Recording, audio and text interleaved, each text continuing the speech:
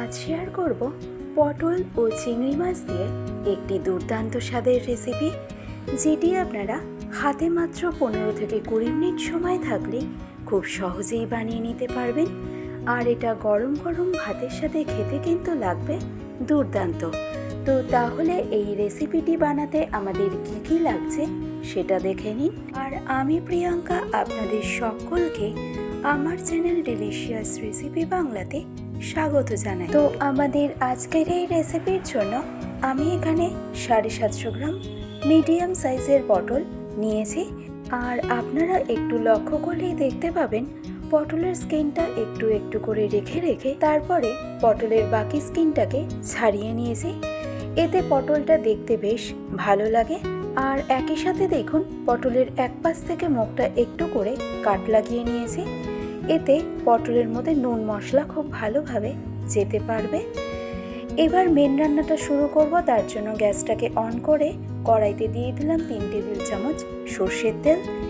Medium ফ্লেমে তেলটা খুব ভালো করে গরম করে নেওয়ার পর তেলের থেকে ধোঁয়াটা উঠতে আরম্ভ করলে এবার এই পর্যায়ে কেটে রাখা পটলগুলোকে ডিরেক্ট তেলের মধ্যে দিয়ে দেব। সবগুলো পটল একে একে তেলের মধ্যে দিয়ে দেওয়ার পর এবার গ্যাসের ফ্লেমটাকে একদম মিডিয়াম টু হাইতে রেখে ক্রমাগত নেড়ে চেড়ে পটলগুলোকে ফ্রাই করে নেব। আর পটল ফ্রাই করার সময় কোনো রকম কিন্তু নুন বা হলুদের আমি ব্যবহার করব না। তো পটলটা মিডিয়াম টু হাই ফ্লেমে যতক্ষণে ফ্রাই হতে থাকছে ততক্ষণে এই রেসিপির জন্য একটা পেস্ট বানিয়ে নেব। তার জন্য ব্লেন্ডিং জারের মধ্যে আমি নিয়ে নেব 1 চা চামচ কালো সর্ষে, এরই সাথে দিয়ে দেব 1 চা চামচ হলুদ সর্ষে, আর দিয়ে দেব 2 চা চামচের মতন পোস্ত। পোস্তর পরিমাণটা একটু বেশি রাখতে লাগবে। আর তারপরে আমি ঝালের জন্য অ্যাড করে নেব পরিমাণ মতো কাঁচা লঙ্কা। ঝালের পরিমাণটা আপনারা নিজেদের স্বাদ অনুসারে দেবেন। একই সাথে দিয়ে দিলাম 5টা কাজু বাদাম। এবার সবশেষে হাফ কাপের মতন জল অ্যাড করে সর্ষে পোস্তর একটা স্মুথ পেস্ট আমি তৈরি করে নেব। তো দেখুন সর্ষে পোস্তর কিন্তু একটা স্মুথ পেস্ট তৈরি করে নিয়েছি। এবার আমি এই পেস্টের মধ্যে অ্যাড করে নেব 2 টেবিল চামচের মতন টক দই। আর এই টক দইয়ের টক ভাবটা ব্যালেন্সে আনতে আমি অ্যাড করে নিলাম হাফ চা চামচের মতন চিনি। এবার ব্লেন্ডিং জারে জাস্ট 10 থেকে 15 সেকেন্ডের মতন একটু ঘুরিয়ে নেব। আর তাহলেই প্রয়োজনীয় পেস্ট কিন্তু আমাদের একদম রেডি। অপরদিকে এতক্ষণে দেখুন পটলটাও কিন্তু 60% মতন ফ্রাই হয়ে এসেছে। আর দেখুন পটলের মধ্যে একটা হালকা লাল রঙও চলে এসেছে। এবার নেক্সট দেখুন অপরদিকে আমি এখানে 200 গ্রামের মতন মিডিয়াম সাইজের চিংড়ি মাছ নিয়ে নিয়েছি। চিংড়ি মাছটা আমি আগে থেকেই কেটে ও বেছে পরিষ্কার করে রেখেছি। এবার এই চিংড়ি মাছটা কোনো রকম ম্যারিনেশন ছাড়াই ডিরেক্ট আমি পটলের মধ্যে দিয়ে দেব।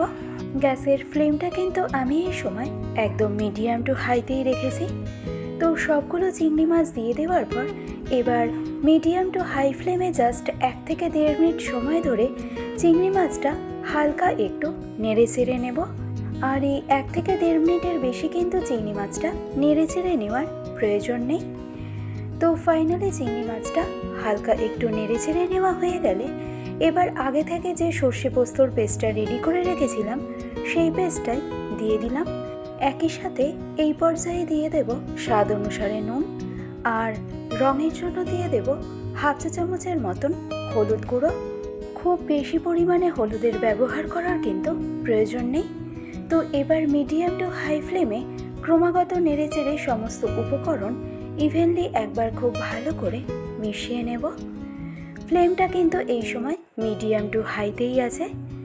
তো সমস্ত কিছু ভালো করে মিশিয়ে নেওয়া হয়ে গেলে এবার আমি অ্যাড করে নেব 2টো চেরা কাঁচা লঙ্কা। আর অ্যাড করে নেব 2 চা চামচের মতন কাঁচা সর্ষের তেল। কাঁচা সর্ষের তেল ও 2টো চেরা কাঁচা লঙ্কা এই রান্নার টেস্টকে কিন্তু অনেকটাই এনহ্যান্স করে থাকবে। তো ফাইনালি আবারও একবার ভালো করে মিশিয়ে নিয়ে এবার আমি সবশেষে এসে অ্যাড করে নেব একটা ছোট চা কাপ মেপে 1 কাপ পরিমাণে নারকেলের দুধ। আর তারই সাথে অ্যাড করে নেব ছোট চা কাপের 1 কাপ পরিমাণে হালকা গরম জল। দুধ ও জলের রেশিওটা কিন্তু আমাদের ইকুয়ালি রাখতে হবে। এবার ঢাকনা চাপা দিয়ে মিডিয়াম ফ্লেমে সম্পূর্ণ রান্নাটা কুক করে নেব 10 মিনিটের জন্য। তার মাঝে কিন্তু কোনো রকমভাবে ঢাকনাটা খুলবেন না।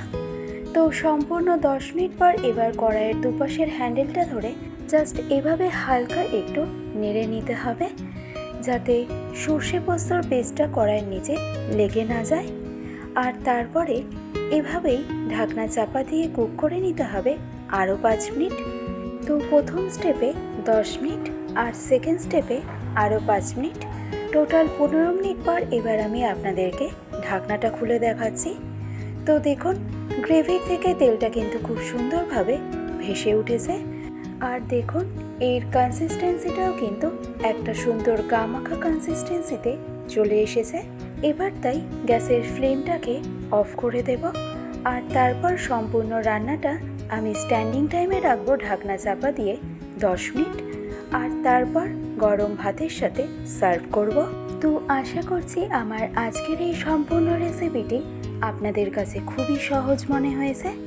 আর যদি রেসিপিটি ভালো লেগে থাকে তাহলে অবশ্যই এভাবে একবার বানিয়ে দেখবেন। গরম গরম ভাতের সাথে এটা খেতে কিন্তু দুর্দান্ত লাগবে। তো তাহলে আমার আজকের এই ভিডিওটি এই পর্যন্তই। আবার হাজির হয়ে যাব অন্য কোনো এক রেসিপির আপডেট নিয়ে। ভালো থাকবেন, সুস্থ থাকবেন। ধন্যবাদ।